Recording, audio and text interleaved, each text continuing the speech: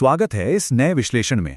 आज हम एक बहुत ही दिलचस्प टॉपिक को डिकोड करने वाले हैं, एआई एजेंट्स और हमारा डिजिटल वर्कफोर्स। ये सोचने वाली बात है कि हमारे चारों तरफ जो डिजिटल शोर है, उसे अगर हम एक fully automated, highly productive system में बदल दें तो कैसा रहेगा। सोर्स मटेरियल के हिसाब से एआई एजेंट्स काम करने के हमारे पूरे तरीके को पलटने वाले हैं। तो चलिए इस नए डिजिटल वर्कफोर्स के पीछे की साइंस और इसके असली फायदों को गहराई से समझते हैं। अगर हम थोड़ा पीछे मुड़कर देखें तो 2016 की वो शांति वाली सुबह शायद हम सबको याद होगी, जब दिन की शुरुआत कुकर की सीटी और अदरक वाली चाय से होती थी। और अब इसे 2026 की एक संभावित सुबह से कंपेयर करके देखते हैं। आंख खुलते ही स्क्रीन पर सैकड़ों नोटिफिकेशंस का भारी बोझ। लेकिन दिलचस्प बात यह है कि सोर्स मटेरियल कहता है इस शोर से बचने का उपाय इंटरनेट बंद कर देना नहीं है, बल्कि एक ऐसा स्मार्ट सिस्टम बनाना है जो इस पूरे डिजिटल झमेले को अपने आप हैंडल कर ले। और इस बात का वजन कैनेडियन एंटरप्रेन्योर सलीम इस्माइल की एक जबरदस्त प्रिडिक्शन से और भी बढ़ जाता है। इंडिया टुडे कॉन्क्लेव में उन्होंने एक बहुत बड़ी बात कही थी कि अगली $1 ट्रिलियन कंपनी में 40-50 एम्प्लॉयज नहीं होंगे, शायद सिर्फ 5 होंगे। जी हां, सिर्फ 5। ये हमें एआई एजेंट्स के उस लेवरेज या ताकत को दिखाता है जहां इंसान बड़े और उलझे हुए काम खुद करने के बजाय बस डिजिटल एजेंट्स की एक छोटी सी टीम से करवा सकते हैं। तो इस चर्चा का रोड मैप एकदम क्लियर है। पहले हम बात करेंगे राइज ऑफ एआई एजेंट्स की, फिर देखेंगे द 24/7 डिजिटल एम्प्लॉय क्या होता है, उसके बाद बिल्डिंग एन एआई सिस्टम, और आखिर में सबसे काम की बात, मोनेटाइजिंग अ डिजिटल वर्कफोर्स। चलिए पहले पड़ाव से शुरू करते हैं, राइज ऑफ एआई एजेंट्स। ये जानना बहुत जरूरी है कि ये एआई अचानक से कहीं से टपक नहीं पड़ा है। ये हमारे डिजिटल हेल्पर्स पाने की बहुत पुरानी इंसानी इच्छा का ही अगला कदम है। टाइमलाइन पे नजर डालें तो कहानी शुरू होती है 1983 के बटलर इन अ बॉक्स से, जो सिर्फ आवाज से घर की लाइट्स ऑन ऑफ करता था। फिर 1991 में डॉक्टर स्पाइट्सो आया जो आवाज दे सकता था। और फिर 2011 और 2014 में सिरी और अलेक्सा ने तो जैसे क्रांति ही ला दी। लेकिन सोर्स मटेरियल के मुताबिक अब हम पूरी तरह से ऑटोनॉमस एआई एजेंट्स के युग में आ चुके हैं। 2026 तक ये एजेंट्स किसी साइंस फिक्शन फिल्म की तरह सिर्फ कमांड नहीं सुनेंगे, बल्कि खुद फैसले लेकर पूरा काम खत्म कर सकेंगे। अब आते हैं अपने दूसरे टॉपिक पर, द 24/7 डिजिटल एम्प्लॉय। यहां हमारा फोकस एक ऐसा सच्चा डिजिटल कर्मचारी बनाने पर है जो बिना थके बिना रुके बैकग्राउंड में लगातार अपना काम करता रहे। तो असली गेम चेंजर क्या है? वो है पैसिव एआई और एक्टिव एआई एजेंट्स के बीच का फर्क।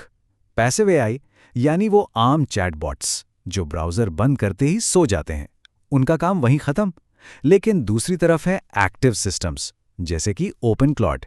ये 24/7 जागते रहते हैं, मतलब लैपटॉप बंद होने के बाद भी ये बैकग्राउंड में अपना काम पूरी शिद्दत से करते रहते हैं। अब ये सवाल उठना लाजमी है कि कोई सिस्टम हमेशा ऑन कैसे रह सकता है। यही एंट्री होती है वीपीएस की, यानी वर्चुअल प्राइवेट सर्वर। सिंपल भाषा में कहें तो ये एक सुरक्षित रिमोट क्लाउड सर्वर है। सोर्स मटेरियल इस बात पर बहुत जोर देता है कि वीपीएस का इस्तेमाल करना एकदम जरूरी है, क्योंकि इसी की मदद से हमारा एआई सॉफ्टवेयर लगातार चलता रहता है, और वो भी हमारे पर्सनल कंप्यूटर के डेटा को पूरी तरह सुरक्षित रखते हुए। चलिए अब थोड़ा टेक्निकल होते हैं। अपना तीसरा पॉइंट है बिल्डिंग एन एआई सिस्टम। शुरुआत में इसे सेटअप करना किसी भारी पहेली जैसा लग सकता है, लेकिन सच मानिए ये कॉन्सेप्ट्स बहुत ही आसान और सुलभ है। तो सबसे पहला कदम है फाउंडेशन तैयार करना। इसके लिए होस्टिंगर जैसे किसी वीपीएस प्रोवाइडर को चुनना होता है। फिर उबुंटू ऑपरेटिंग सिस्टम सेलेक्ट करना है, और बस वन क्लिक डिप्लॉयमेंट का यूज करके अपना ओपन क्लाउड एनवायरनमेंट इंस्टॉल कर लेना है। इसका सीधा सा मतलब ये है कि बिना किसी भारी भरकम कोडिंग नॉलेज के भी बस कुछ ही क्लिक्स में ये सिस्टम चालू हो जाता है। अगला स्टेप और भी मजेदार है, इस सिस्टम को टेलीग्राम जैसे किसी मैसेजिंग ऐप से जोड़ना। इसके लिए टेलीग्राम का बॉट फादर ओपन करते हैं, एक नया बॉट बनाकर उसे नाम देते हैं, और उसका एपीआई टोकन उठाकर सीधे ओपन क्लाउड में पेस्ट कर देते हैं। ये छोटा सा काम बहुत बड़ा इम्पैक्ट डालता है, क्योंकि अब दुनिया के किसी भी कोने से हम अपने एआई एजेंट से रिमोट कम्युनिकेशन कर सकते हैं और उसे कोई भी टास्क दे सकते हैं। और इस सिस्टम को एक असली सुपर असिस्टेंट बनाने के लिए हम इसे गूगल वर्कस्पेस से लिंक करते हैं। गूगल क्लाउड कंसोल में जाकर जीमेल और कैलेंडर के एपीआई ऑन किए जाते हैं, और फिर जेसन क्रेडेंशियल्स डाउनलोड करके एजेंट को पकड़ा दिए जाते हैं। अब ये एजेंट सिर्फ एक साधारण चैटबॉट नहीं रहा, अब ये खुद ब खुद ईमेल्स पढ़ सकता है, रिप्लाई कर सकता है और हमारी मीटिंग्स भी शेड्यूल कर सकता है, बिल्कुल एक रियल असिस्टेंट की तरह। अब जब पूरा सेटअप तैयार हो गया है तो आते हैं सबसे अहम हिस्से पर, मोनेटाइजिंग अ डिजिटल वर्कफोर्स। अब वक्त है इन स्किल से होने वाले असली फायदों और पैसों की कमाई वाले एंगल को डीकोड करने का। सोर्स मटेरियल के हिसाब से इस तकनीक से वेल्थ जनरेट करने के 3 सबसे सॉलिड तरीके हैं। पहला, मैसेजिंग प्लेटफॉर्म्स का ऑटोमेशन, यानी बिजनेस के लिए कस्टमर सर्विस को ऑटोमेट करना। दूसरा, पूरे वर्कफ्लो को ऑटोमेट कर देना, जहां रोज के उबाऊ काम अपने आप हो जाएं। और तीसरी स्ट्रैटेजी तो वाकई कमाल है, कई सारे स्पेशलाइज्ड एआई एजेंट्स की एक पूरी टीम खड़ी कर देना। इस नंबर पर ध्यान देना काफी दिलचस्प है। $8,500। ये कोई छोटी रकम नहीं है। ये एंटरप्रेन्योर रॉबी के पहले ही महीने का रेवेन्यू है, जो उन्होंने फाइवर पर सिर्फ एक एआई एजेंट की मदद से कमाया। इस एजेंट का नाम रॉन था। रॉन ने खुद से टिकटॉक पर लीड्स खोजी, कस्टमर से बात की और सेल्स भी क्लोज की। ये एक परफेक्ट एग्जाम्पल है कि अगर एक एजेंट को सही से सेटअप कर दिया जाए तो वो क्या जादू कर सकता है। एक और जबरदस्त केस स्टडी है भानु तेजा के बिजनेस की, जो हर महीने करीब $8,000 जनरेट कर रहा है। और दिलचस्प बात यह है कि इसे चलाने के लिए वो 1-2 नहीं, पूरे 16 स्पेशलाइज्ड एआई एजेंट्स की टीम का इस्तेमाल करते हैं।